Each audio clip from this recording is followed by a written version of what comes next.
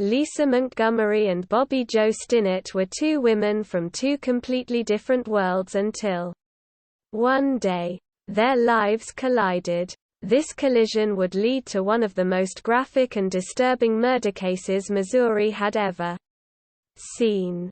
Lisa Montgomery was a 36-year-old woman from Melbourne, Kansas.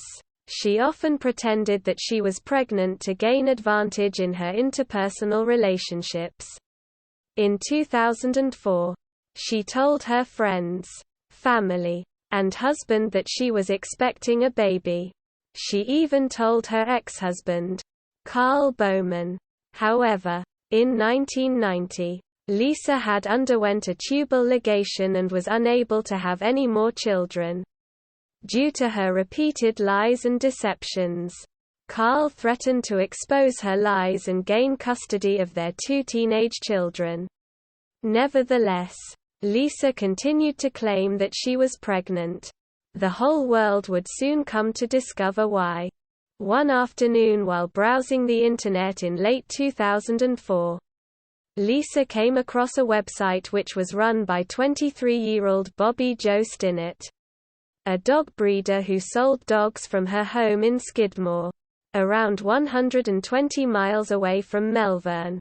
Bobbie had been a high school cheerleader and an honors student who was in the process of building a placid nuclear life with her childhood sweetheart.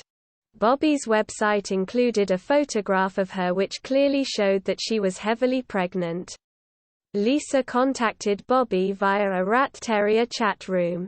She posted a message for Bobbie which read, "Please get in touch with me soon as we are considering the purchase of one of your puppies."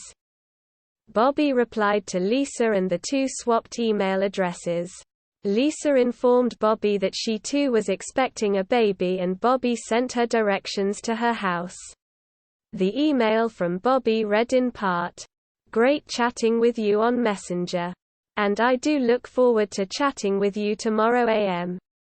The two had arranged to meet at Bobbie's house where Lisa said that she would be purchasing one of her dogs. The following morning, on the 16th of December, 2004, Lisa showed up at Bobbie's door. Unbeknownst to Bobbie, Lisa wasn't there to purchase a dog. She had something much more sinister in mind. When Lisa arrived at Bobbie's home, the expectant mother opened the door with open arms. Once inside, Lisa turned on Bobbie. She strangled her to death and sliced open her abdomen and removed her 8-month-old fetus before fleeing the scene. Bobbie's mother, Becky Harper, found her daughter's body at around 3 p.m.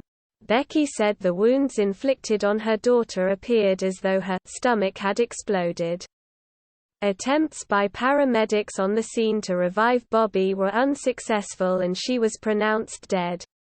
At St. Francis Hospital, Lisa was easily identified as the main suspect in the grisly murder due to the Internet correspondence the two women had been having in the lead-up to Bobbie's murder. Following the murder, Lisa had taken the newborn baby, had returned to her hometown of Melbourne and started to show the baby girl off as her own. She had even presented the baby to her husband, Kevin, and claimed she had into premature labor while he was at work. The very next day, Lisa was arrested and the baby was returned to her father, Zeb Stinnett, while the baby had been cut from Bobbie's body 1 month premature. She was healthy. She was named Victoria Jo and she became the miracle that emerged from what could only be described as a grim nightmare. "She is just a beautiful baby girl," said Carol Wheeler, a spokeswoman for the Stormont Vale Regional Health Center. Lisa was charged with kidnapping resulting in death. During Lisa's trial, her defense attempted to argue that Lisa was not guilty by reason of insanity. They stated that they believed that she had a mental disorder which left her incapable of understanding that what she had done was wrong. They painted a picture of a woman who had been left scarred by the sexual abuse she had suffered. from her stepfather as a child as well as the emotional abuse inflicted by her mother. They put forward the theory that Lisa had suffered from a delusional belief that she was pregnant, despite the fact she was unable to have any children. The prosecution, however, argued that Lisa killed Bobbie specifically so she could steal her unborn daughter and then raise her as her own. The painted Lisa as a scheming, dishonest and manipulative woman who faked pregnancies to gain preferential treatment. They put forward the theory that Lisa killed Bobbie in an act of desperation spurred by threats of exposure from Carl. During closing arguments, defense attorney John O'Connor said, "We have seen the unthinkable. It is natural to want to strike back. It's hard to put our arms around mental illness because we don't understand it. I'm not asking for sympathy. I want you to have empathy."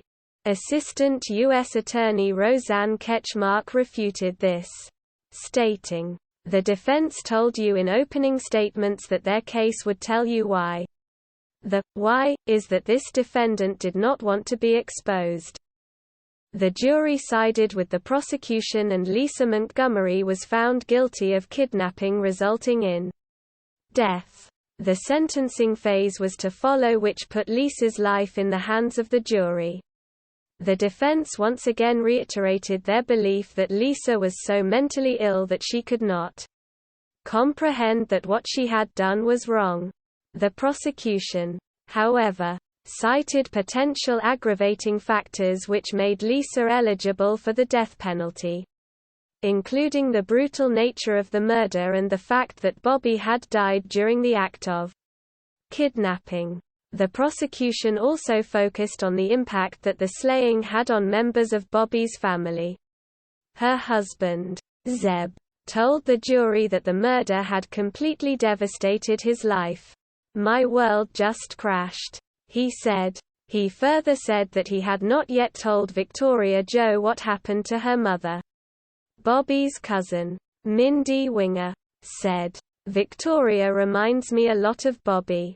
And I wish she could have seen what her mom was like."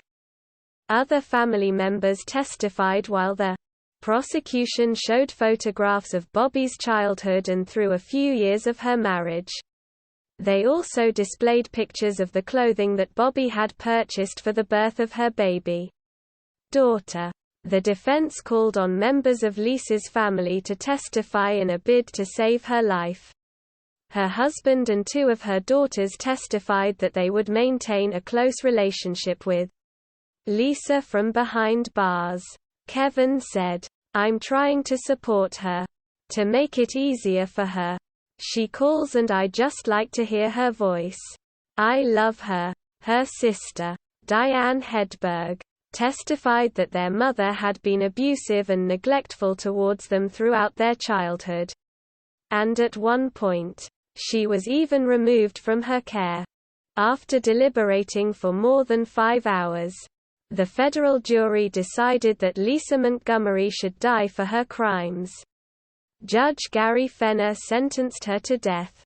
On 12 January 2021, Lisa Montgomery was executed. She was the first female inmate to be put to death by the American government in more than 60 years. Source: